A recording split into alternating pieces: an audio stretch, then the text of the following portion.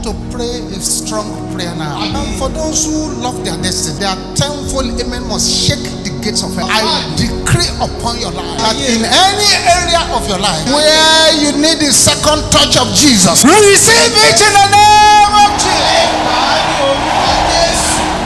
Louder, louder, louder.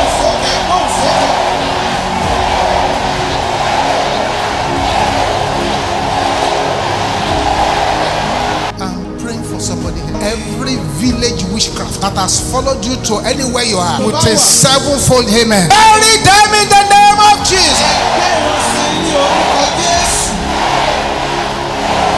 Louder. I'm praying for somebody here with a seven violent amen. I decree that all your environmental witchcraft must scatter.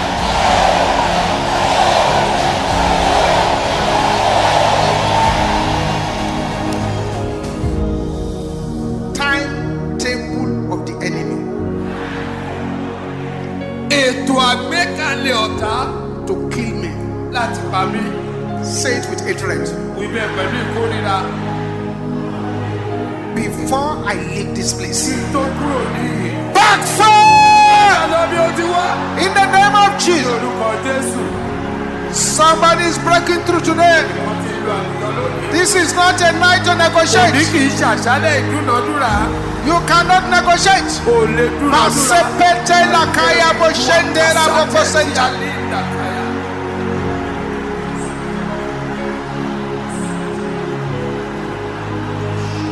In Jesus' name we pray. My Father,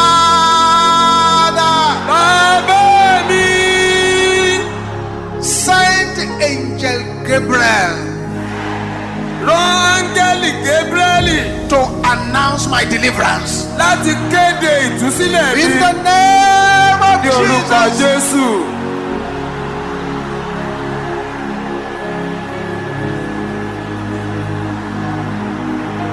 Open your mouth, open your mouth, open your mouth, open your mouth, open your mouth, open your mouth. In Jesus' name we pray. Every power sitting on a mat against my glory. Can I hear you shouting that?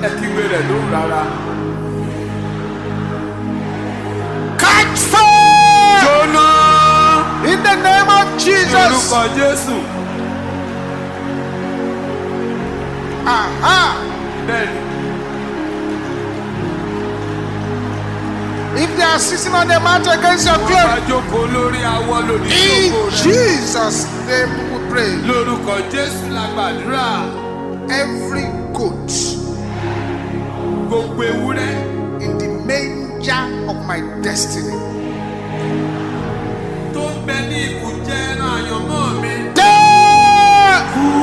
in the name of Jesus.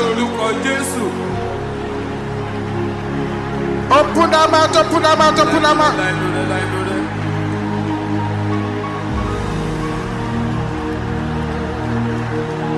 In Jesus' name we pray. Anyone going to the mountain to curse me,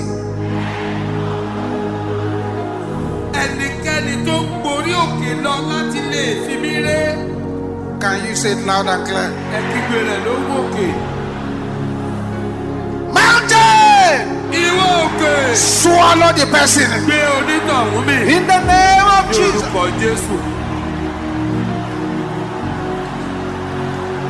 Open your mouth and decree it.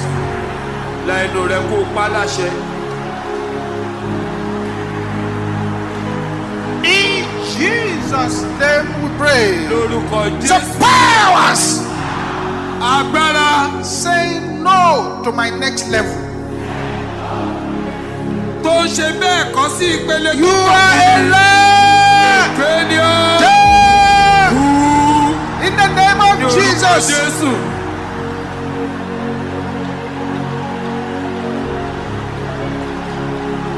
Open your mouth and begin to decree.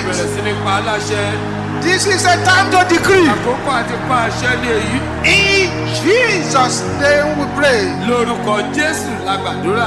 Every witchcraft inspiration in my family.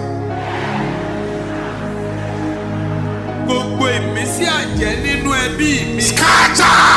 Túká. In the name of Jesus. Lórúkọ Jésù.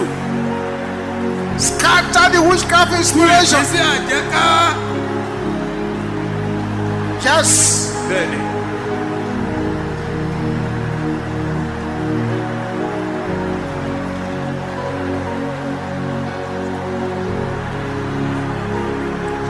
In Jesus' name we pray. Lórúkọ Jésù la gbàdúrà. Powers Agbára. assigned to make my prayers powerless. Tí wọ́n rán pé kó sọ àdúrà mi ní aláìlágbára. Can you shout it Ẹ loud? kígbe rẹ̀ lóhùn rárá. Thunder of God, Àrá Ọlọ́run. strike them Mú wọn balẹ̀. in the name of Ní Jesus. orúkọ Jésù. Yes.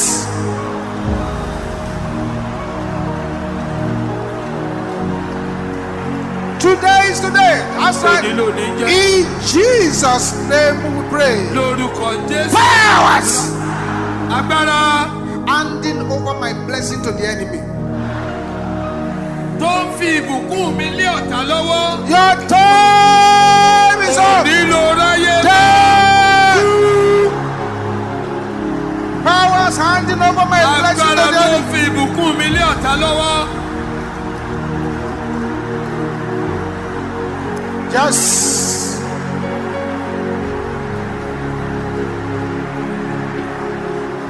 Bakatenda ya boshenderaba.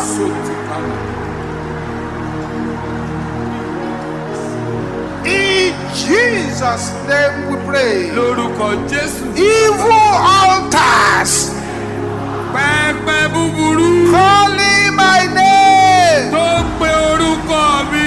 Kill your owner. Ẹni tó ní ó. In the name of Lórúkọ Jesus. Jésù.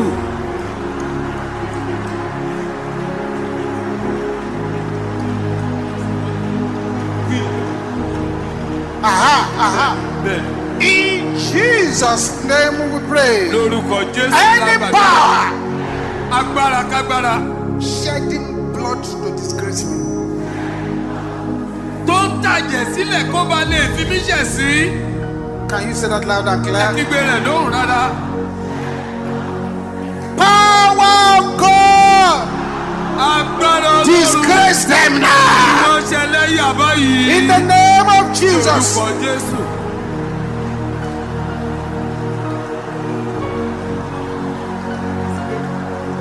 They must be disgraced. Wọ́n gbọ́dọ̀ ṣẹlẹ̀ yà.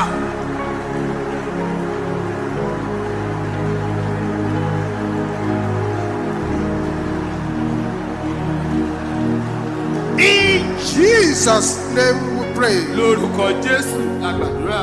Powers Agbára transferring the pains of my parents to me. tó ń kó ìrora àwọn òbí mi ràn mí. Carry your load and die. Gbẹ́rù rẹ kó o sì kú. In the name of Ní Jesus. orúkọ Jésù.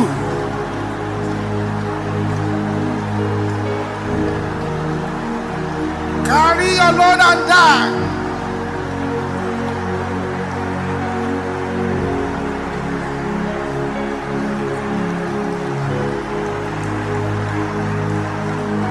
In Jesus' name we pray. Lórúkọ Jésù la gbàdúrà. Powers Agbára programmed to marry me to poverty. tí wọ́n ṣètò rẹ̀ láti mú mi bá ìṣẹ́ mulẹ̀. Before I leave this place. Kí n tó kúrò ní In the name of Jesus. orúkọ Jésù. Yes. Yes. Makate setende ya boshente rabasanda. In Jesus' name we pray. Lórúkọ Jésù. Any power selling my glory. Agbára kágbára tó ń gbé ògo mi tà. Can you shout that Ẹ loud? kígbe èyí lówó òkè. Scatter! Túká. In the name of Jesus. Lórúkọ Jésù. My glory is not on sale. Ògo mi ò sí fún títà. In Jesus' name we pray. Lórúkọ Jésù. Thank you for watching our entire video today. If you feel you can bless someone, please join us and spread the gospel by sharing this video on your social media. Come be a part of the MFM International Headquarters social media family. Like and subscribe now.